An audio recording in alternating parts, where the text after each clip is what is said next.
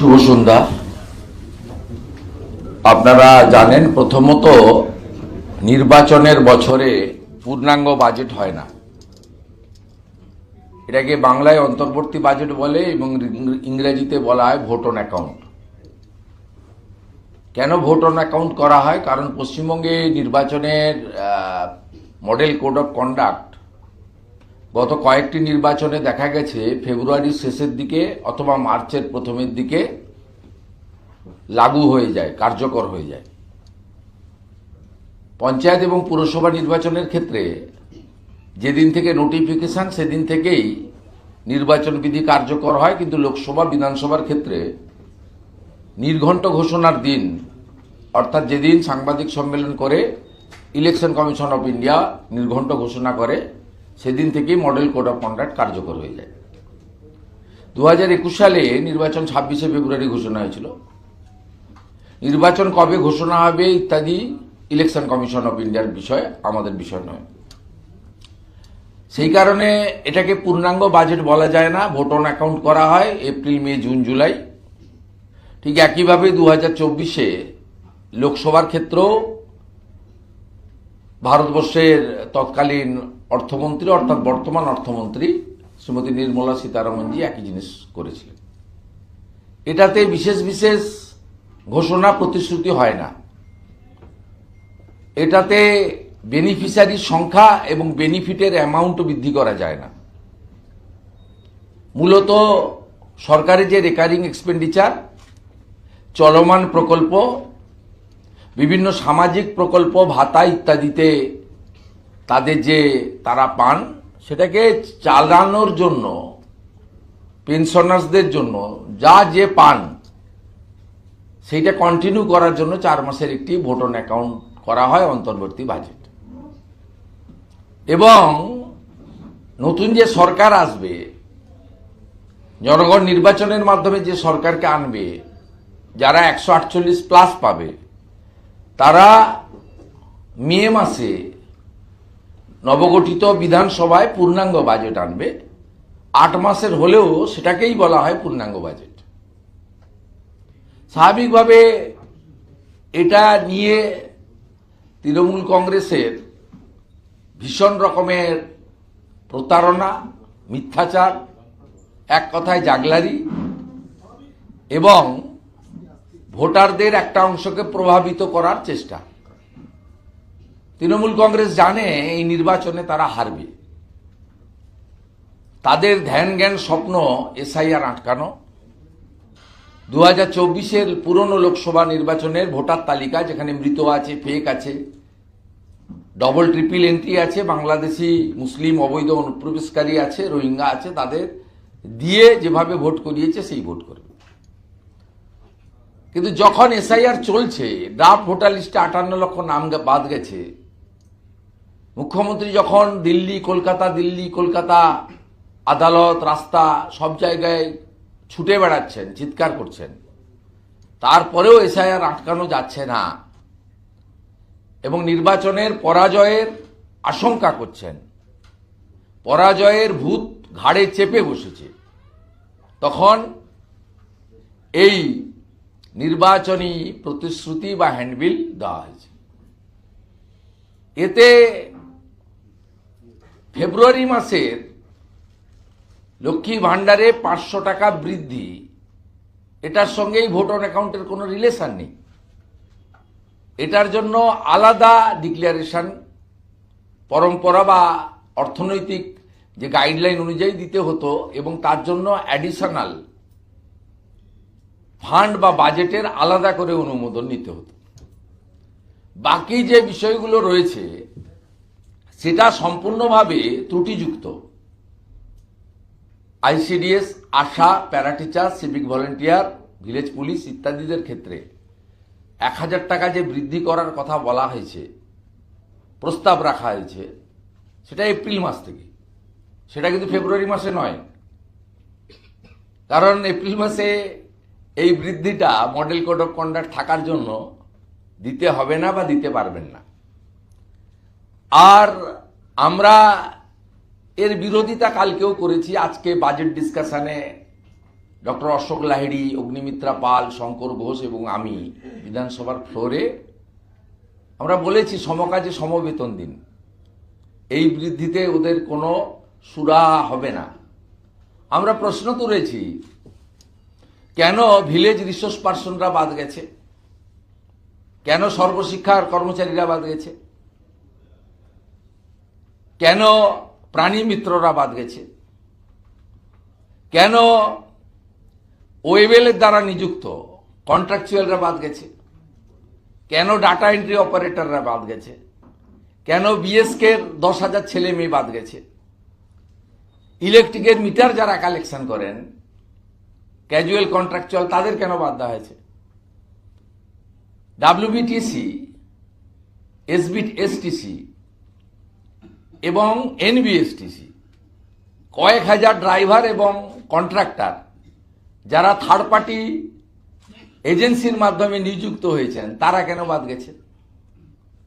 State গভর্নমেন্টের direct যারা casual contractual তারা কেন বাদ গেছে। সিভিল ডিফেন্সের ছেলেরা কেন বাদ গেছে।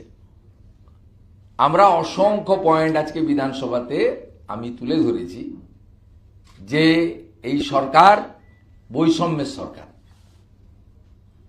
এই সরকারের চোখ বন্ধ থাকে একদিকে এবং সব সময় ভোটের পাটিগণিতের হিসাব, তোষণের রাজনীতি, যোগ বিয়োগ, কতটুকু ভোট দরকার, 45% পেতে গেলে কি করতে হবে, তার যোগ বিয়োগ করে তারা এই সমস্ত কাণ্ড কারখানা করেন এবং মডেল কোড অফ কন্ডাক্ট থাকাকালীন বেনিফিটও বাড়ানো যায় না, বেনিফিশিয়ারির সংখ্যাও বাড়ানো যায় না। তাই এটা কেবলমাত্র প্রতিশ্রুতি, যদিও যথাযথ কমিটমেন্ট নয়। সাথে সাথে অবাক করা বিষয়, যে বিষয় নিয়ে মূলত আমি আপনাদের সামনে মিলিত হয়েছি, এই রাজ্যের 2011 সালে যখন এই সরকার ক্ষমতায় আসেন 51টি কর্মবিনিয়োগ কেন্দ্র ছিল, নথিভুক্ত বেকারের সংখ্যা ছিল 8 পাস করলে এমপ্লয়মেন্ট এক্সচেঞ্জে নাম অন্তর্ভুক্ত করানো যেত, একটা কার্ড পাওয়া যেত, এমপ্লয়মেন্ট এক্সচেঞ্জের রেজিস্ট্রেশন কার্ড। সেই সংখ্যাটা তখন 99 লক্ষ সামথিং, অ্যাপ্রক্স 1 কোটি ছিল 51 কর্মবিনিয়োগ কেন্দ্রে। মুখ্যমন্ত্রী 2013 সালের কর্মবিনিয়োগ কেন্দ্রগুলোকে ক্লোজ করে দেন। তার আধিকারিক এমপ্লয়ি সর্বস্তরের কর্মচারীকে শ্রম দপ্তরের সঙ্গে, লেবার ডিপার্টমেন্টের সঙ্গে মার্চ করে দেন। অর্থাৎ তিনি প্রথমেই, যাতে এই ডাটাটা কেউ কম্পেয়ার করতে না পারে, সেই কারণে প্রথমেই তিনি আসল জায়গাটারই দরজা বন্ধ করে দিলেন, কর্মবিনিয়োগ কেন্দ্র উঠিয়ে দিলাম, তাহলে আর সংখ্যা নেই। যেমন তিনি ভারত সরকারকে নারী পাচারের সংখ্যা দেন না, মহিলা নির্যাতনের সংখ্যা দেন না, 18 বছরের নিচে কন্যা সন্তানদের জোরপূর্বক বিবাহ দেওয়ার যে ঘটনা ঘটে তার সংখ্যা দেন না, অবৈধ অনুপ্রবেশকারীদের সংখ্যা দেন না, কতগুলো ধর্ষণ, গ্যাংরেপ, কন্যা, বোন, দিদি, মায়ের এই শারীরিক নির্যাতনের মধ্য দিয়ে মৃত্যু, তার ডাটা তিনি কখনো ভারত সরকারকে দেন না, একমাত্র সরকার। তাই এখানেও তিনি বেকারদের নথিভুক্তকরণের জায়গাটাতেই তালাচাবি লাগিয়ে দেন।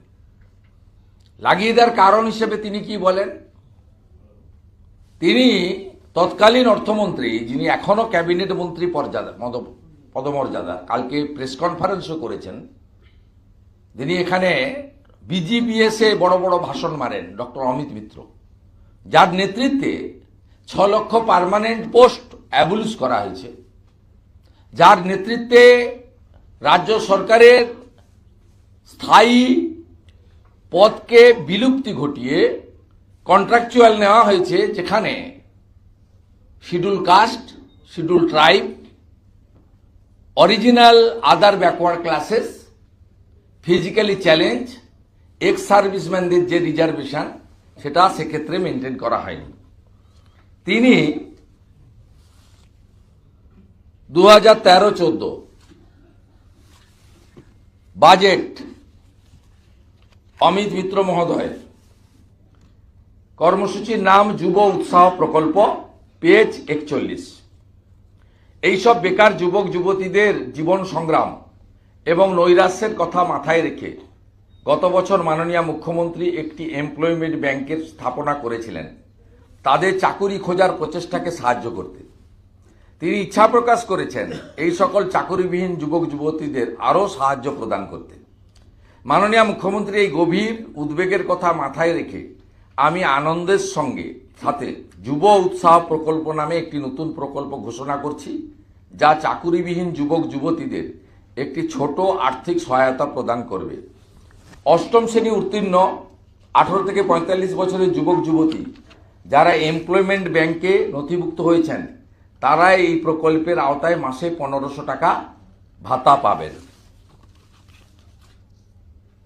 2013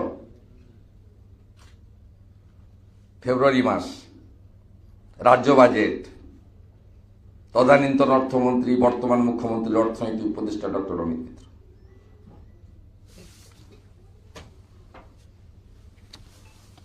2014-15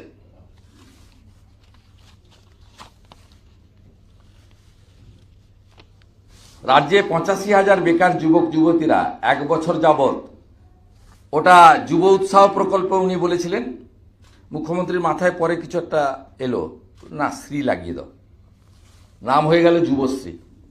রাজ্যে 85,000 বেকার যুবক যুবতীরা 1 বছর যাবৎ যুবশ্রীর মাধ্যমে বেকার ভাতা পাচ্ছেন। রাজ্যের অসংগঠিত শ্রমিকরা এইখানে বরাদ্দ হয়ে গেল। 14-15 মুখ্যমন্ত্রীর নাম মমতা বন্দ্যোপাধ্যায়, অর্থমন্ত্রীর নাম ডক্টর অমিত মিত্র, তদানীন্তন আজকের মুখ্যমন্ত্রীর অর্থনৈতিক উপদেষ্টা, ক্যাবিনেট মন্ত্রী পদমর্যাদার। সব মিলিয়ে মাসে 3 লক্ষ টাকা পশ্চিমবঙ্গ সরকারের খরচ হয় ওনার পিছনে।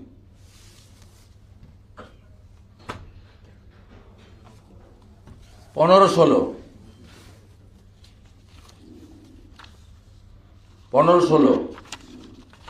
বাজেট, পেজ নম্বর 32। 1 লক্ষ চাকরি প্রার্থীকে যুবশ্রী প্রকল্পে মাসে 1500 টাকা আর্থিক সাহায্য দেওয়া হচ্ছে। অর্থমন্ত্রীর নাম ডক্টর অমিত মিত্র, আজকের উপদেষ্টা, আর মুখ্যমন্ত্রীর নাম মমতা ব্যানার্জি। হয়ে গেল। এই কর্মসূচির পঞ্চত্ব প্রাপ্তি হয়ে গেছে। কতজন দরখাস্ত করেছিলেন আমার মুখে শোনার দরকার নেই। নেতাজি ইন্ডোর স্টেডিয়ামে মাননীয় মুখ্যমন্ত্রী 2013 সালের অক্টোবর মাসে তিনি কি বলছেন শুনুন। এবার আমার ভাইদের পালা, অনেক বেকার আমাদের বাংলায় প্রায় 1 কোটি, জনসংখ্যা যদিও 8-9 কোটি, বেকারের সংখ্যাই প্রায় 1 কোটি। এতটা বেকারের সংখ্যা এই ব্যাপারে আমি ধারণা ছিল না। বলছে কেন টাকা দেওয়া হবে বেকার ভাতা, আর বেকার ভাতা না, এটা ওদের একটা হাত খরচ, একটু সহায়তা। আপত্তি কি আছে? কারো কারো মুখে ঘুমরা, মেঘের যেমন মুখ ভারী তাদেরও মুখটা বড্ড ভারী, গোমরা মুখ হয়ে গেছে। কেন দেওয়া হবে, কিসের জন্য দেওয়া হবে, কোথাও থেকে দেওয়া হবে, কেন টিয়ে দেওয়া হবে না, কেন টিয়ে দেওয়া হবে না, যে দিচ্ছে তো আজ পর্যন্ত তো কারো মাইনে বন্ধ হয়নি।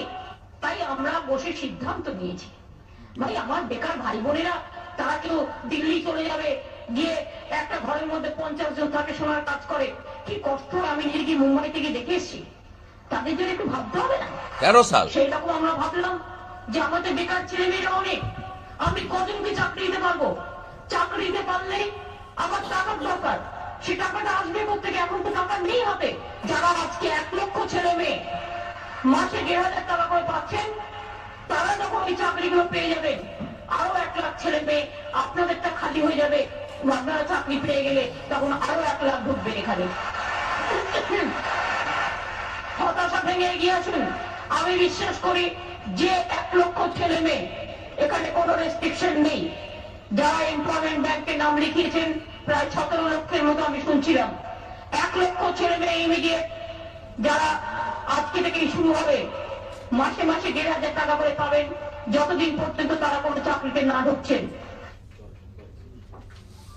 তাহলে হলো এবার আমার ভাইদের ভাইদের পালা হয়ে গেছে, ভাইরা সব যুবশ্রী পরিযায়ী শ্রমিক হয়ে গেছে। যুবশ্রী বৃহস্পতিবার নেতাজি ইন্ডোর স্টেডিয়ামে যুবশ্রী বন্ধ করে দেন। সেকেন্ডটা কি আছে আচ্ছা পরের বছর চালু প্রকল্পের সূচনা করলেন মুখ্যমন্ত্রী। মুখ্যমন্ত্রী চালু করা এমপ্লয়মেন্ট ব্যাংকে নথিভুক্ত এমন 1 লক্ষ বেকার ছেলে মেয়েকে 1500 টাকা করে ভাতা দেওয়ার মধ্যে দিয়েই প্রকল্পের সূচনা হয় এদিন। বেকারদের উদ্দেশ্যে মুখ্যমন্ত্রী বার্তা, রাজ্যে শিল্প আসছে, আগামী দিনে ক্ষুদ্র শিল্পেই চাকরি হবে 1 কোটি ছেলে মেয়ে, হতাশ হওয়ার কারণ নেই। ক্ষুদ্র শিল্প থেকেও আমরা 1 কোটি চাকরি করব, কোনো কাজ খারাপ না, মাথায় রাখবেন। নিজেকে বিশ্বাসী রাখুন, হতাশ জীবনে হবেন না। হতাশা আমাদের জীবনের শত্রু। মুখ্যমন্ত্রী বলেন, মেয়েদের পাশে দাঁড়ানো, বেকারদের সহায়তা করা সরকারের সামাজিক দায়বদ্ধতা। এমপ্লয়মেন্ট এক্সচেঞ্জকে কেন্দ্রের খুঁড়োর কল বলে এদিন সমালোচনা করেন মুখ্যমন্ত্রী। এদিনে অনুষ্ঠানে উপস্থিত ছিলেন রূপলী পর্দার তারকারা। তো এবার আমার ভাইদের ঠিক আছে, বাইরে ভালো হয়ে গেছে। তাহলে আমি আজকে যে প্রশ্নটা বিধানসভায় অর্থ দপ্তরের রাষ্ট্রমন্ত্রীকে করেছিলাম, যে 17 লক্ষ অ্যাপ্লিকেশন যারা 2013 সালে করেছিলেন তাদের অবস্থাটা কি, এমপ্লয়মেন্ট ব্যাংকের অবস্থাটা কি, 15-16 অর্থবর্ষের পরে এই যুবশ্রীতে বরাদ্দ বন্ধ হয়ে গেল কেন? 17 লক্ষ অ্যাপ্লিকেশন কি কেজি দরে বিক্রি করে দেওয়া হলো, না সেটা আপনারা ছাই স্তূপে পরিণত করলেন? আমরা এসব প্রশ্ন করেছি, উত্তর তো দিতে পারেননি, পারবেনও না। অর্থাৎ 13 সালের বাজেটে যুব উৎসাহ প্রকল্পকে নেতাজি ইন্ডোরের কর্মসূচিতে যুবশ্রীতে কনভার্ট করে 17 লক্ষ অ্যাপ্লিকেশন নিয়ে অষ্টম মান উত্তীর্ণদের চাকরি দেওয়ার প্রতিশ্রুতির মাধ্যমে 1 লক্ষ যুবক যুবতীকে 1500 টাকা ভাতা দেওয়ার পরে 16, 17, 17, 18, 19, 20, 21, 22, 22, 23, 23, 24, 25, 26 অর্থবর্ষে এই কর্মসূচিতে কোনো অর্থ বরাদ্দ রাজ্য সরকার করেনি। নির্বাচনের আগে আজকে এই যে প্রতিশ্রুতি দেওয়া হয়েছে, এটা কার্যকর করার ক্ষমতা প্রথমত এই সরকারের নেই, দ্বিতীয়ত অন্তর্বর্তী budget for April, May, June, July, এই ভোট অন অ্যাকাউন্টের লাস্ট কাট অফ ডেট হচ্ছে 31 জুলাই 2026। আর গতকাল বিধানসভায় অন্তর্বর্তী বাজেটে এবং পরবর্তীকালে প্রেস কনফারেন্সে মাননীয় মুখ্যমন্ত্রী বলেছেন এটা আগস্ট মাস থেকে চালু করব। যে ভোট অন অ্যাকাউন্টের কোনো লোকাল স্ট্যান্ডই নেই আগস্ট মাসে, অর্থাৎ 2013-তে বাজেট বইতে লেখা যুব উৎসাহ প্রকল্প, যা পরিবর্তিত হয়ে নেতাজি ইন্ডোর স্টেডিয়ামে মাননীয় মুখ্যমন্ত্রীর মুখের ভাষণে যুবশ্রীতে পরিণত হয়েছিল, তাকেই নির্বাচনের আগে ভয়ঙ্কর বেকারত্ব, ভয়ঙ্কর দারিদ্র্য, লক্ষ লক্ষ যুবক ছেলেরা, প্রবীণ বাবা মা, অনেকেরই স্ত্রী পুত্র কন্যাকে ছেড়ে পেটের টানে গ্রাসাচ্ছাদনের জন্য অন্য রাজ্যে পাড়ি জমানো, সেই জায়গা থেকে মুখ্যমন্ত্রী তাদের সঙ্গে যে প্রতারণাটা করেছেন নাম বদলে এবং ভোট অন অ্যাকাউন্টের মেয়াদ উত্তীর্ণ একটি প্রতিশ্রুতি দিয়ে, এটা আমি মনে করি শতাব্দীর সবচেয়ে বড় মিথ্যাচার বেকার যুবক যুবতীদের প্রতি। ক্ষমার অযোগ্য করেছেন। আমি মনে করি পশ্চিমবাংলার সর্বস্তরের শিক্ষিত যুবক যুবতী তারা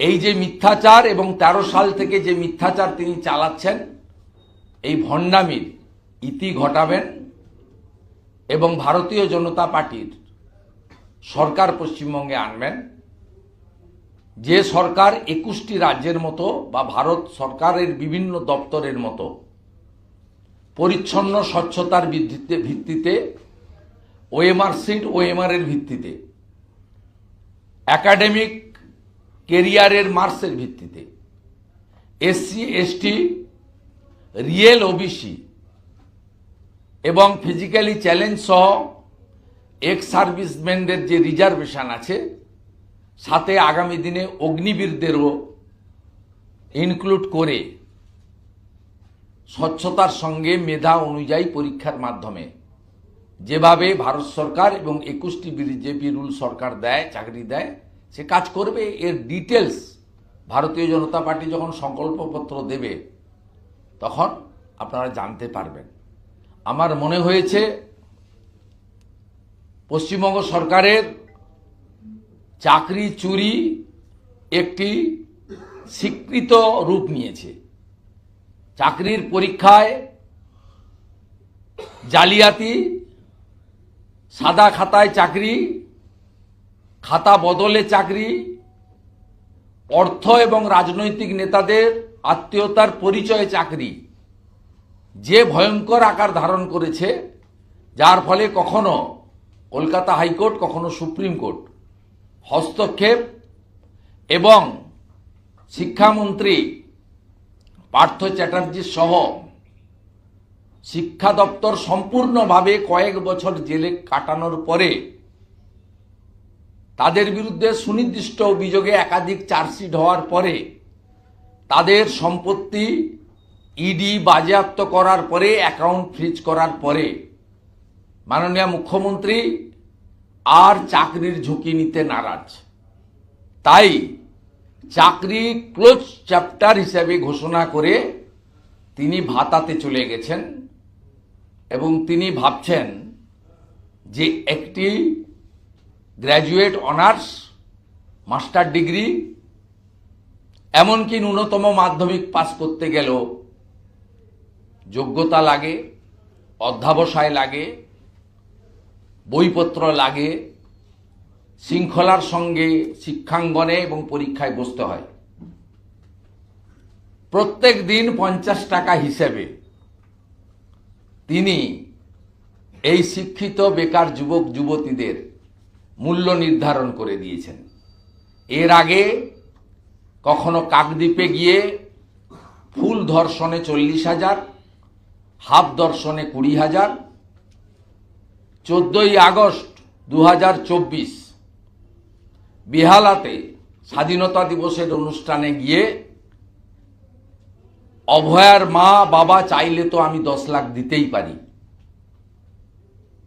এইভাবে পশ্চিমবাংলার স্নাতক সাম্মানিক, master degree, basic trained, B Ed, vocational training প্রাপ্ত, আইটিআই ট্রেনিং প্রাপ্ত, ফিডার, ওয়েল্ডার, ফায়ার, নানা ধরনের ট্রেনিং প্রাপ্ত, সর্বোপরি মাধ্যমিক উত্তীর্ণ এদেরকে আপনি প্রত্যেক দিন 50 টাকা দিয়ে এদের দাম নির্ধারণ করে দিয়েছেন। আর আপনি চাকরি দেওয়ার বিষয়টা ক্লোজ করে দিয়েছেন এই কারণে আপনার আত্মীয়ারও শিক্ষাকর্মী হিসেবে বীরভূম থেকে পাওয়া চাকরি সুপ্রিম কোর্টের অর্ডারে চলে গেছে। তাই আগামী দিনে আপনি স্বপ্ন দেখছেন চতুর্থবারের মুখ্যমন্ত্রী হবেন, সেই কারণে চাকরির বিষয়টাকে ক্লোজ চ্যাপ্টার হিসেবে আপনি বলেছেন। আমরা এর নিন্দা করি। ভারতীয় জনতা যুব মোর্চা রাজ্য জুড়ে চাকরি চাই, বিজেপি তাই এই কর্মসূচি পালন করছে। যুবকরা পোস্টকার্ড ফেলুন এবং শপথ নিন, যখনই নির্বাচন হবে, no vote to Mamata. Chandrima Bhattacharya যে সামগ্রিকভাবে তার ভাষণে আপনার এই যে ইস্যুটা আপনি তুলে ধরেছিলেন সেটা নিয়ে কোনো আলোচনাই করলেন না, আলোকপাত করলেন না। বলবে কি? এই ডকুমেন্টগুলো কি করে বলবে? ডকুমেন্টগুলোকে কি করে অস্বীকার করবে? অস্বীকার করবে কি করে? আমি তো সমস্ত তথ্য, ডকুমেন্ট এবং মুখ্যমন্ত্রীর ভাষণ, এবং এই প্রোগ্রামটা তৃণমূল কংগ্রেসের প্রোগ্রাম ছিল না। এই দুটো প্রোগ্রাম যে দেখিয়েছি, দুটো ইলেকট্রনিক্স মিডিয়ার আর্কাইভ থেকে নিয়ে, এই দুটো তো সরকারি প্রোগ্রাম ছিল নেতাজি ইন্ডোর স্টেডিয়ামে। এখানে একাধিক আইএস অফিসার, আধিকারিক, একাধিক মন্ত্রীরা ছিলেন। এটার বলার কিছু নেই তো। এটা বলতে গেলে যে মিথ্যার অবতারণা করা দরকার, সেই ট্রেনিংটা নেওয়ার সময় পাননি চন্দ্রিমা ভট্টাচার্য। যদি 5 দিন পরে হতো তাহলে মুখ্যমন্ত্রী মিথ্যাতে ডক্টরেট তিনি শিখিয়ে পড়িয়ে দিতেন। এইভাবে বলবে, ওইভাবে বলবে, হ্যাঁ মাঝখানে তো দিয়েছিলাম, হ্যাঁ আবেদন তো কেউ করেনি, হ্যাঁ আগে তো যারা ছিল তারা তো বাইরে চলে গেছে, হ্যাঁ তারা তো ব্যাঙ্গালোরে চলে গেছে, খুঁজে তো পাইনি, আবার ভাবছি করবো, সব বলতে শেখানোর সুযোগ পাইনি। গতকালকে মুখ্যমন্ত্রী বক্তব্য রাখাকালীন খুব ইম্পর্টেন্ট ভাবে এসআর এর প্রসঙ্গ উত্থাপন না করে বিএসএফ কে কাঠগড়ে দাঁড় করান। এটা ওনার অনেক দিনের বিএসএফ অত্যাচার করছে। উনি তো, যাকে আমি বুদ্ধিজীবী বলি না, ভাতাজীবী বলি, শ্রীমতী অপর্ণা সেনকে দিয়ে বিএসএফকে তো রেপিস্ট বলেছেন।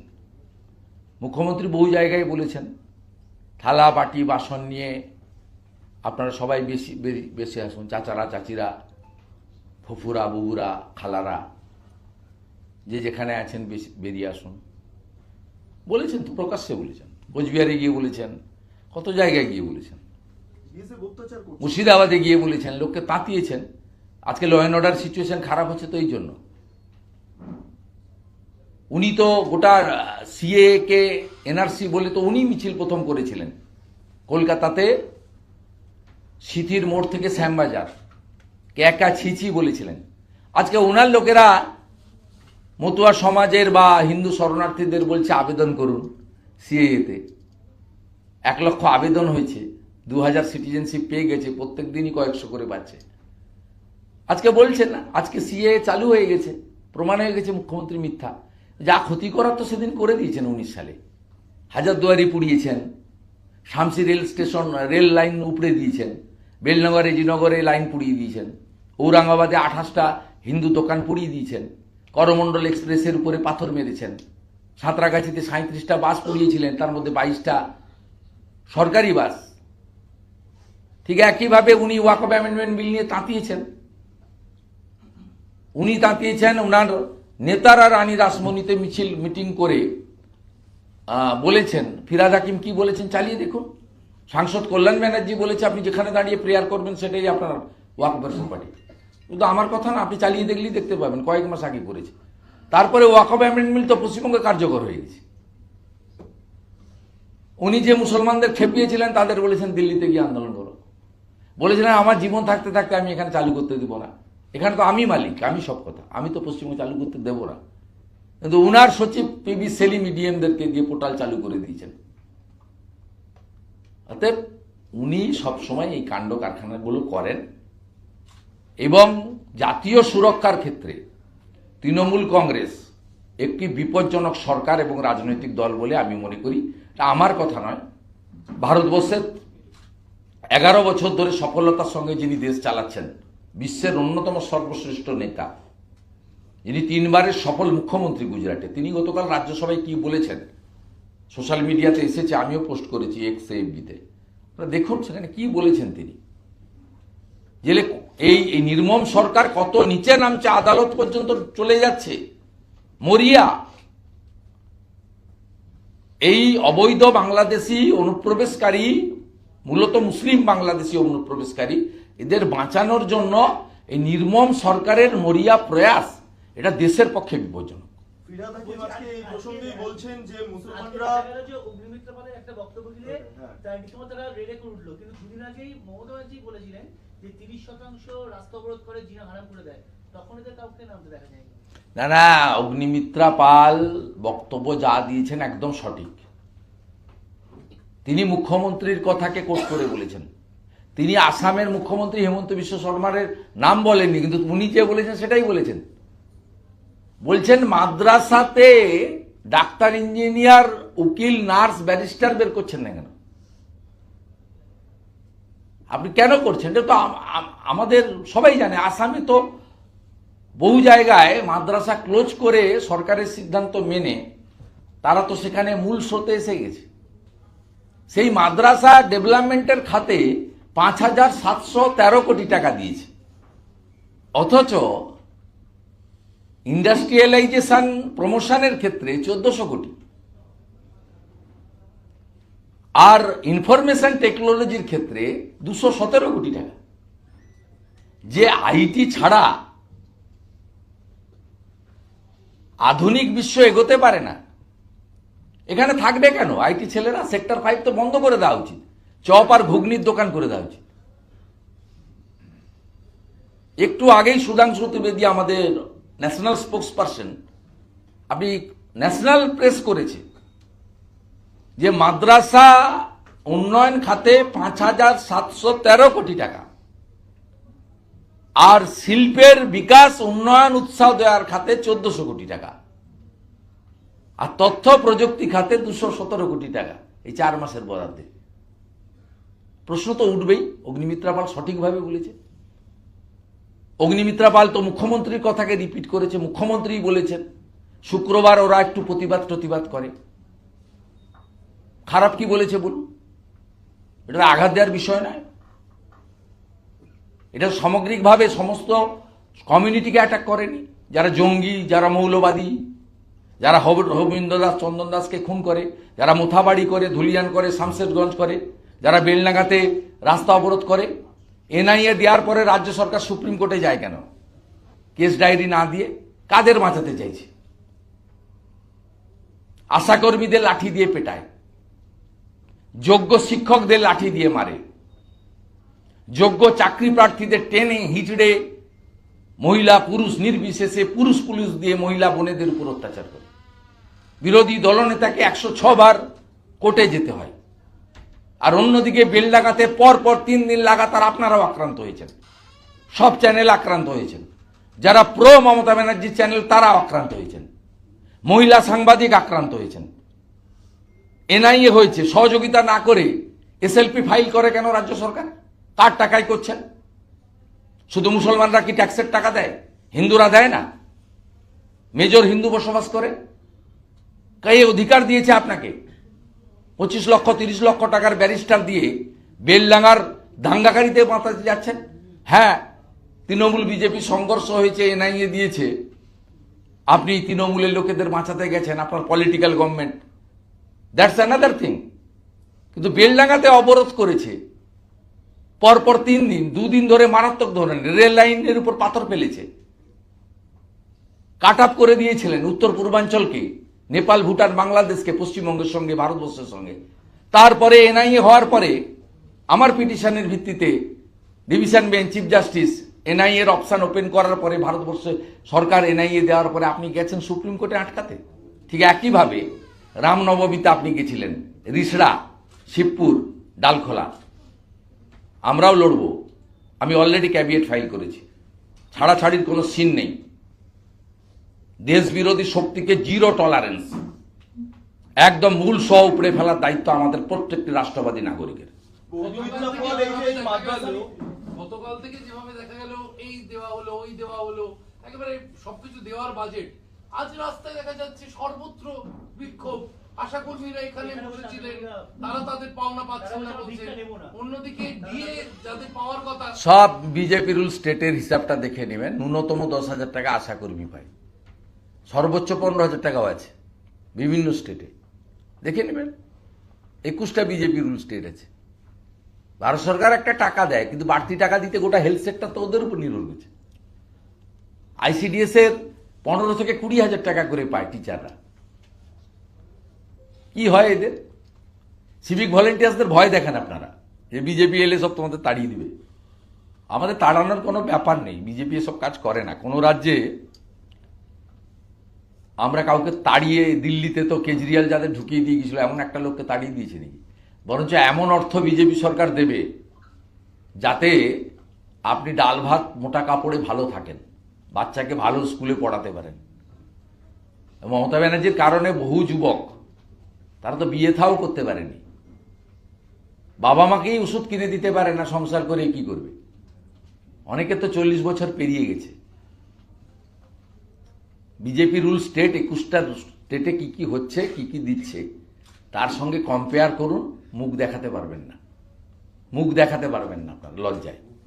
অগ্নিমিত্রা বলে যে বক্তব্য মাদ্রাসা কটা নিয়ে। হচ্ছে? বাজে কটা? আর 10 বুদ্ধবাবু মিনিট। পৌনে 2 দশক আগে হিন্দি দু মাদ্রাসা- একটা নিয়ে নি, আমাদের আমি একটু 6টায় এটা মিটিং বলি, আছে। বুদ্ধবাবুর মন্তব্যটা যেটা ছিল মাদ্রাসা নিয়ে পৌনে 2 দশক আগে, এই মাদ্রাসাতেই মূলত জঙ্গিদের আতুরঘর হয়ে উঠছে। আজকে অগ্নিমিত্রা বলে বক্তব্য নিয়ে এত এই চর্চা, বুদ্ধবাবু কি কোথাও ঠিক ছিলেন সেই সময় দাঁড়িয়ে? অনেক সমালোচনা হয়েছিল তখন। শুনুন, ব্যক্তি বুদ্ধবাবুর সম্পর্কে বলবেন আর সিপিআইএম এর মুখ্যমন্ত্রীর সম্পর্কে বলবেন, দুটো তফাৎ আছে। আপনি ব্যক্তি বুদ্ধদেব বাবুকে নিয়ে তার চিন্তা ভাবনা, তার শিক্ষা দীক্ষা, অনেস্টি নিয়ে বলবেন, আমরা রেসপেক্ট করি, ওপেনলি করি। কিন্তু সিপিএম এর মুখ্যমন্ত্রী ছিলেন। আমি যখন ওনাকে বলছি যে কালকে পুলিশ পাঠালে নন্দীগ্রামে কিন্তু রক্তক্ষয়ী সংগ্রাম হয়ে যেতে পারে, লস অফ লাইফ হয়ে যাবে, আপনি নোটিশটা তুলে নেন। উনি শুনে আমাকে বললেন আপনি একবার নিরুপমকে বলুন। আমি নিরুপম সেনকে লিখেছিলাম আমার এমএলএর প্যাডে। সেটা নন্দীগ্রামে যে জাজমেন্ট দিয়েছিলেন জাস্টিস সুরিন্দর সিং নির্ঝর, সেই জাজমেন্টটা আমার এমএলএ প্যাডের আগাম আশঙ্কাটা অ্যানেক্স করে দিয়েছিলেন। আপনারা যারা পুরনো সাংবাদিক তারা জানেন। তখনই আমি বুঝেছিলাম বুদ্ধবাবুর হাতে সিপিএম ছিল না। সিপিএমটা লক্ষণ শেঠ, সুশান্ত ঘোষের হাতে ছিল। সিপিএমটা শ্যামল চক্রবর্তীর হাতে ছিল। সেই কারণে বুদ্ধবাবু ব্যক্তিগত আলোচনায় কি বলতেন সেটা কার্যকর করার ক্ষমতা তার ছিল না। আর তিনি একটা সময়ে, আমি যখন ছাত্র রাজনীতি করি তখন বিদ্রোহ করেছিলেন, চোরেদের সরকারে থাকবো না। পরবর্তীকালে আবার ফিরেও এসেছিলেন। তিনি যদি বিদ্রোহ করতেন তাহলে বলতে পারতাম বুদ্ধবাবু ঠিক ছিল। বিদ্রোহ তো করেননি। ওনার ভাবনা যখন আলিপুর স্ট্রিটে রিজেক্ট করতো, সেই ভাবনাটাই কার্যকর করতো। ওনাকেই সাইন করতে হয়েছে পুলিশ মন্ত্রী হিসেবে পুলিশ ফায়ারিংয়ে। অস্বীকার করবেন কি করে? ডিজি তারানিয়া, অরুণ গুপ্তা, এন রমেশ বাবু, তারা নেতৃত্ব দিয়েছেন গুলি করার ক্ষেত্রে। সাইন তো, অ্যাপ্রুভাল তো নিতে হয়েছে পুলিশ মিনিস্টারের কাছ থেকে, তো তিনিই ছিলেন। তাতে ছাড়ুন, যিনি স্বর্গে গেছেন, তিনি ব্যক্তিগত জীবনে অত্যন্ত সৎ মানুষ ছিলেন, অত্যন্ত শ্রদ্ধেয় মানুষ। ব্যক্তিগত জীবন ছেড়ে দেন। আপনি যেহেতু তুললেন এই প্রসঙ্গে আমার আর কোনো বক্তব্য নেই। मैं हिंदी लो लूंगा। 10 मिनट है, मेरा मीटिंग है पार्टी।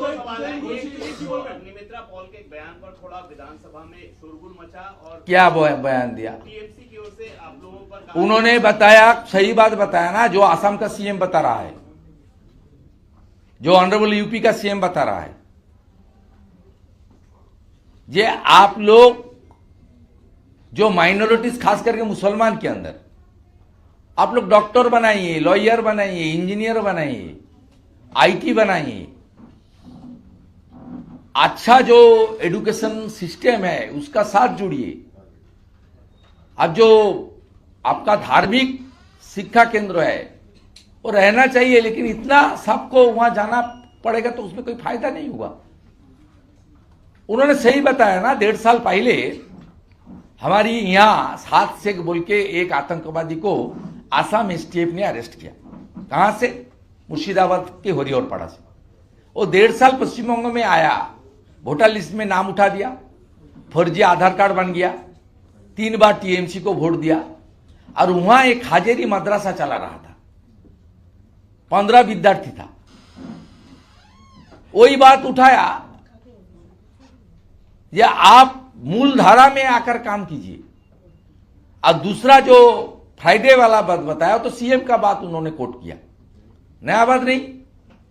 ये 2 हफ्ता पहले बेलडंगा का हादसा का बाद ऑनरेबल सीएम मैडम ने in front of every media she said clearly, she said they शुक्रवार ये लोग थोड़ा प्रोटेस्ट करता है। ये तो अग्निमित्रा पाल का भाषण नहीं, ममता बनर्जी का भाषण था। उनको जिक्र किया, क्या गलती है इसमें? कोई गलती नहीं है।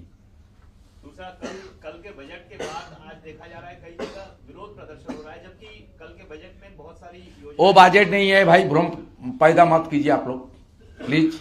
ये वोट ऑन अकाउंट है, ये नारी सुरक्षा खत्म है बंगाल में।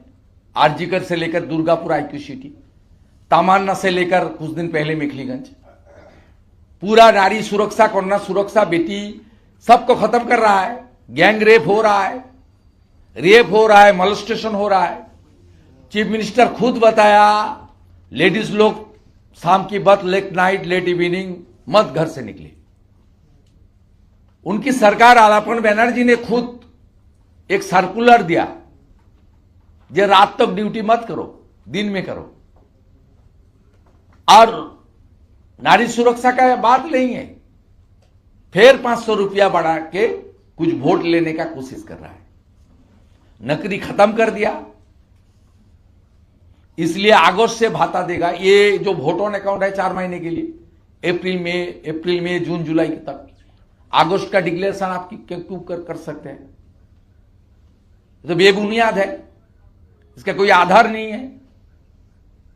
आप जिस लोग को 15,000 20,000 महीने मिलना जरूरी है, वो लोग 5,000 4,000 मिल रहा है, उसको 1,000 रुपया देने का बात किया। कब देगा? अप्रैल महीने में, शायद तब एमसीसी रहेगा। Amount of benefit, number of beneficiary increase करने का कोई मौका नहीं है। तो झूठ है, पूरा झूठ है। झूठ के ऊपर चुनावी घोषणा पत्र लेकर सरकार को, विधानसभा को मिसयूज कर रहा है, इसलिए विरोध हो रहा है। इस बार इस सरकार जाने वाला है, पूरा जनता तैयार है, सब लोग नो वोट टू ममता करेगा। और जो मोदी जी ने नारा उठाया यहां, वो नारा चल रहा है हर मोबाइल फोन में, हर घर में, हर गांव-गंज, मोहल्ला में, नगर में। পাল্টানো দরকার, চাই বিজেপি সরকার। দাদা আজকে উদয়নপুর যে বক্তব্য সেটা নিয়ে কি বলবেন? হ্যাঁ, উদয়নপুর যে বক্তব্য সেটা নিয়ে কি বলবেন? না বলবো না কিছু। আপনি আর্কাইভ দেখে নেন ওই মিডিয়াগুলোতে, এবিপি আনন্দকে দেখে নেন, মাননীয় উজ্জ্বল বাবু নাম করেই বলছি, তিনি প্রশ্ন করেছিলেন এই ব্যাপারে যে আপনি বামফ্রন্টকে চোর বলছেন, তাহলে আপনার বাবাও চোর। ওটা দেখে নেন ভিডিওটা, প্লিজ রিকালেক্ট করুন।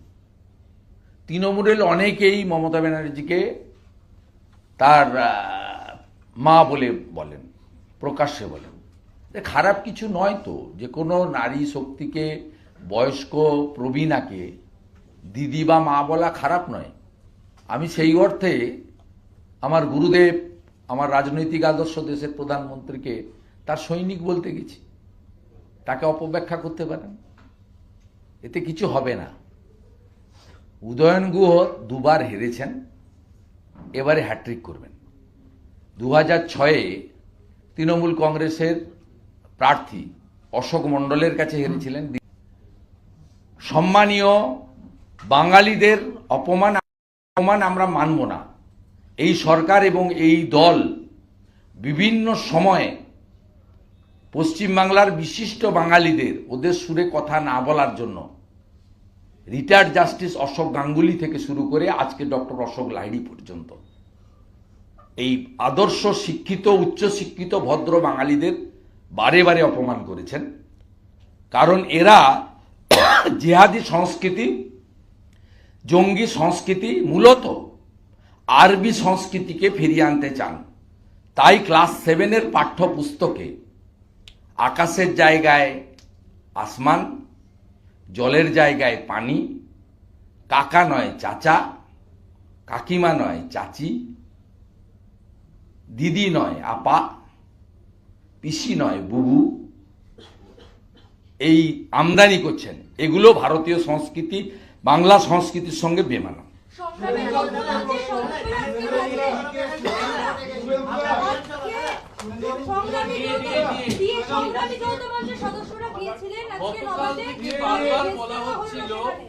গতকাল থেকে বারবার বলা হচ্ছিল আমরা এখনো রাজ্যের সরকার দিয়ে নিয়ে রায়ের কপি পাইনি। আজকে সেই রায়ের কপি পৌঁছে দিতে সংগ্রামী যৌথ মঞ্চের সদস্যরা তারা নবান্নের দিকে গেলেন। একাধিকবার পুলিশের তরফে বাধা দেওয়া হলো, তারা রায়ের কপি জমা দিয়ে এলেন।